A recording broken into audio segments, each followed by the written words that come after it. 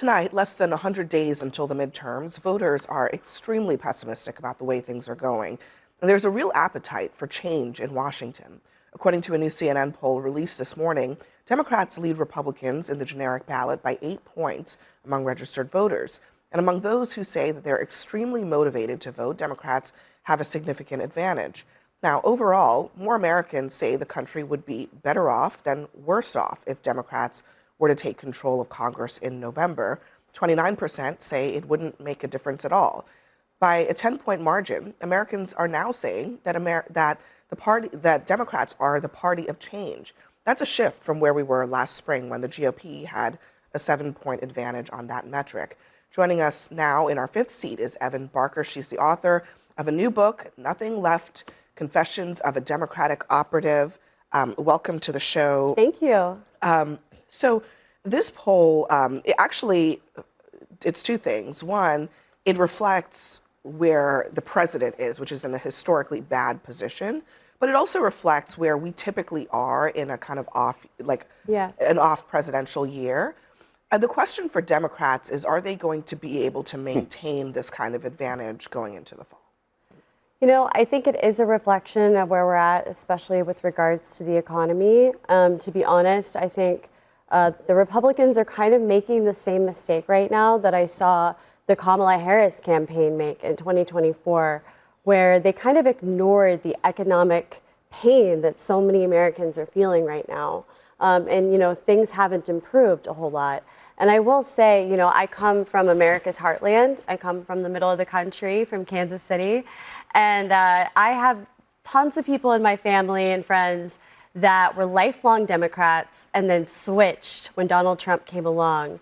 And many of them are telling me right now that they're disappointed, actually, in the direction of the country. But at the same time, they are not necessarily liking Democrats.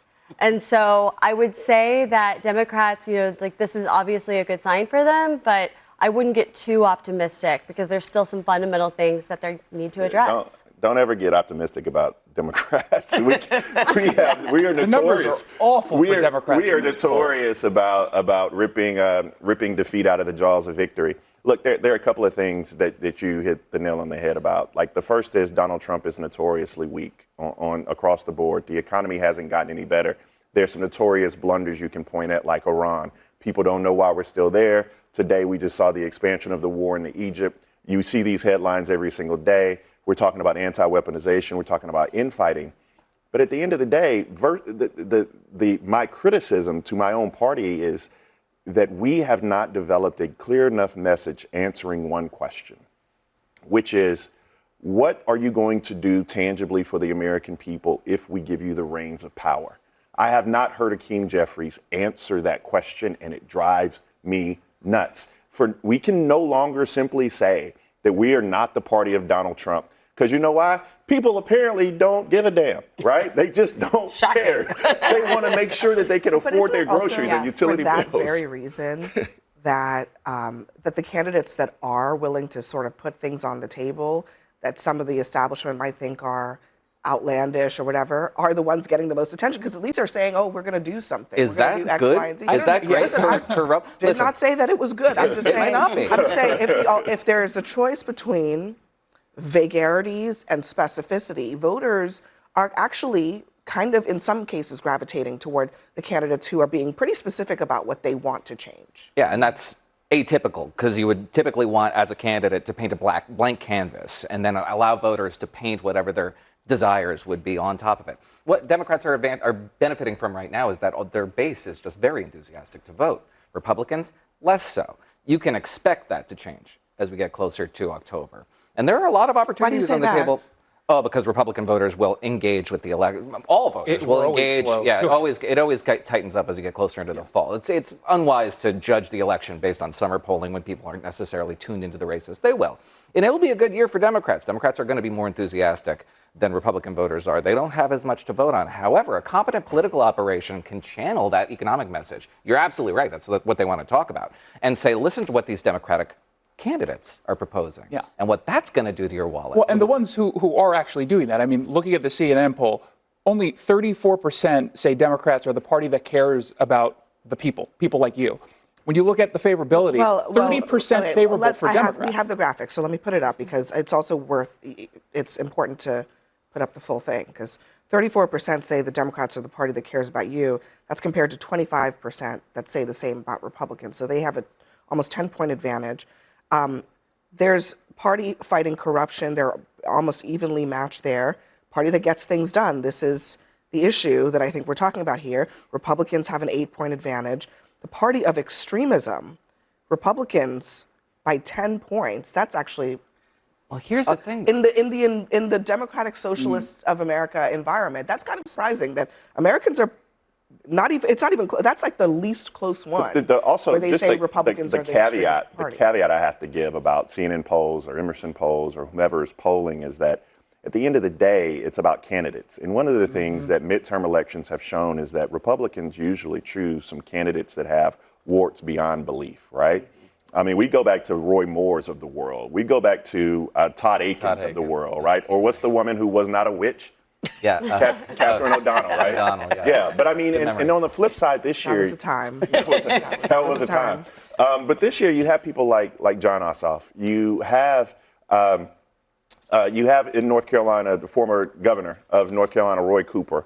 You actually have Josh Turek in Iowa. You have Sherrod Brown, who are not out of touch with mainstream, who are talking about the issues that you're talking about. So when it drills down to candidates, I do think that we've done a good job across the board, even in some House races, of getting very good candidates, irrespective of what the national mood may play. But what is the model that you just described, the Todd Akin model, the nationalize the race model? It is to make that guy emblematic of the party and compel all these other nominees who have nothing to do with them to get on the record about that guy. That is what a competent political operation could do with Eliza Chevalier, with El Said in Michigan, half a dozen Milas Kiros, who said that we deserve 9/11 in Colorado, half a dozen others I can think of. And that is available to them also. Joe Biden's popularity at this point in 2022 was pretty much where Donald Trump's is, and yet Republicans didn't really benefit from a wave election because their candidate selection. Well, also History because tells us Democrats of the win. Dobbs decision. But the question is by how much? And that's really when it plays the biggest role is who's actually getting elected on the Democratic Evan, side. On one of the interesting findings of this poll, they asked Democrats, do you identify as a socialist, a democratic socialist? 34% said yes. Yeah. That's a lot. That's a lot. And it doesn't surprise me. I think over the last 10 years, there were people that I knew working in Democratic politics that ardently supported Hillary Clinton in 2016 and have now swung way to the left and are, now telling me that they're behind people like Abdul al-Sayed. And I think the base has actually radicalized in a more far left direction. I don't think that's a good thing, just so you guys know. I think it's actually like, the establishment Democrats kind of lost the trust of people in my family, right? Because they weren't able to economically deliver. It was sort of just pushing the status quo. Although Barack Obama did give me health care, and so I am really grateful for that, and I will always be because I have a lung disease similar to cystic fibrosis. However, other than that, there wasn't a lot of big transformation. And so the progressives are coming along and they're promising that. But they also come with all of this sort of far left cultural and social baggage that is not appealing at all to the working class of this country. And I think could drive an either bigger wedge between Democrats and people like my family. You also have to look at who is really the core base of the Democratic Socialists, and it tends to be elite white people. Exactly. College educated. Yeah. College educated. And that is one of the biggest problems that Yeah. Democrats have actually is that it's this education polarization. It used to be that non-educated people voted for Democrats, and now there has been this realignment. Well, and a couple interesting things about that. I mean, two things. One, I mean, the education polarization has been driven. I would argue, actually, it was more driven by Donald Trump pulling non-college educated whites toward him. But he is suffering with that constituency right now. That's his base, and they're moving away from him. I also think Zohran Mamdani is an interesting example of this because look at this favorability number. He is the most popular Democrat among Democrats right now, right? By a lot.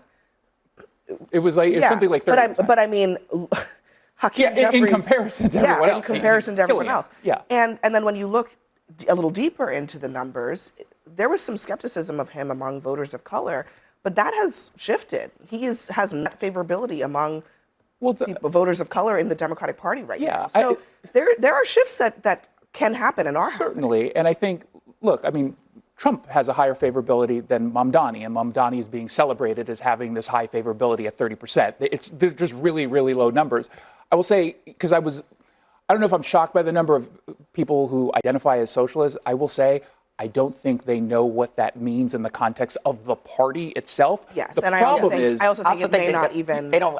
They may not even care. The problem is more that practical. word doesn't scare them because the people that they're voting for do believe the crazy stuff, and then they get into power, and then they harm the Democrats long term. Well, first of all, they have to win, which is the danger that we're facing in the Wisconsin gubernatorial race and in Michigan. Right. That makes people uneasy. But Democrats have actually set up a realignment, kind of getting back to the base, because the primary comes through South Carolina, which means that my mom and her friends, they're not voting for Zoran Mamdani. They're not voting for AOC. They know that. Then you have Virginia, which you have a good bit of college-educated white voters. And then you have Michigan, where you have working class voters that we're talking about. So, and this is, I remind people all the time, Bernie Sanders did not fare well in the Democratic primary. And people will have all of these other reasons. In the South. In the South. He did really well.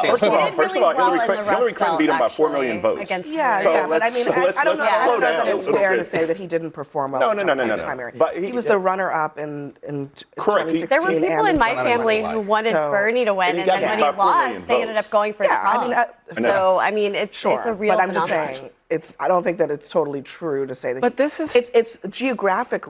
The geography of the primary matters. The geography of the party matters, and the Democratic Party has to do this. They have to do a really careful game of playing different games in different parts of the country. That is not going to be easy to do. But if they can pull it off, I mean, look at these Texas polls.